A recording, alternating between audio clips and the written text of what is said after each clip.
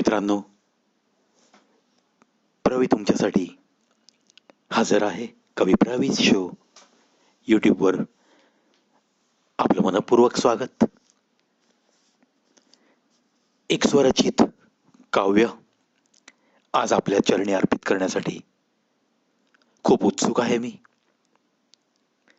तुम्ही आम्ही सर्वांनीच एक म्हण अगदी बालपणापासून ऐकलेली आहे.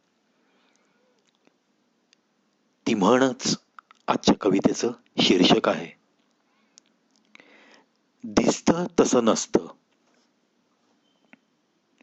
दिसतं तसं नसतं असं सारेच म्हणतात, पण मला मात्र उशिराच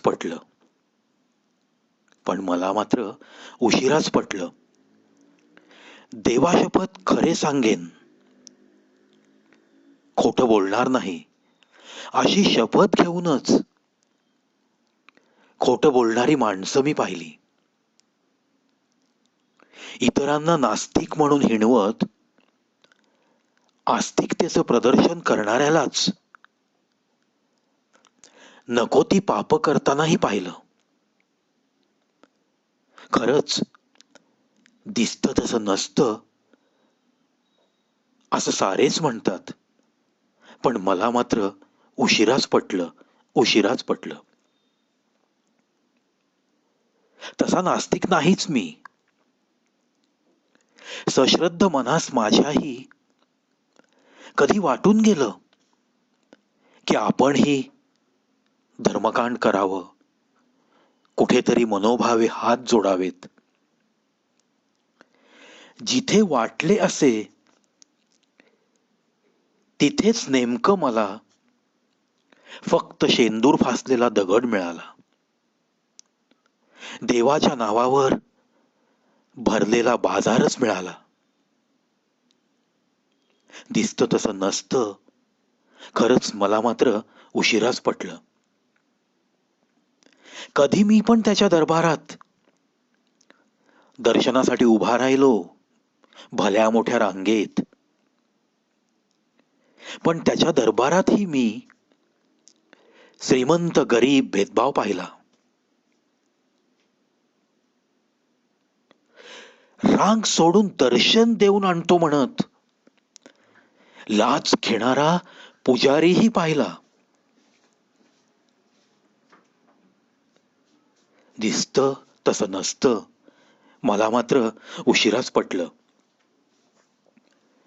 कधी मलाही वाटलं,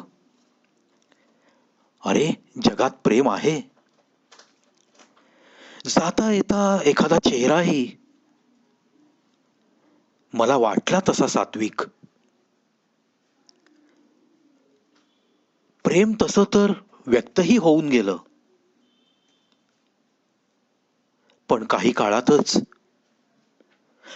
काळातच सात्विक चेहऱ्यामागही मला नको तेच दडलेलं समजलं. मन मात्र खूपच खिन्न झालं. दिसतं तसं नसतं हे मला मात्र उशिराच पटलं.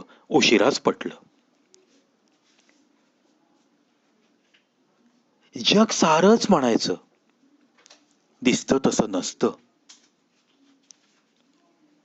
मी आपलं ऐकत राहायचो. पण मला जरा उशिराच पटलं. पण खरंच सांगतो, जेव्हा पटलं तेव्हापासून मात्र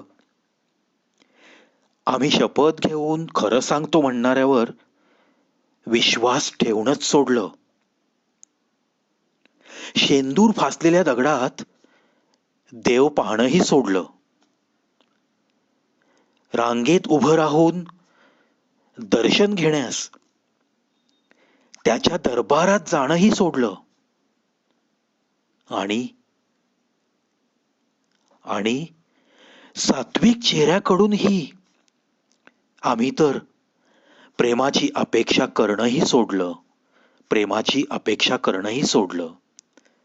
दिसतं तसं नसतं हे खरंच मला मात्र उशिराच पटलं.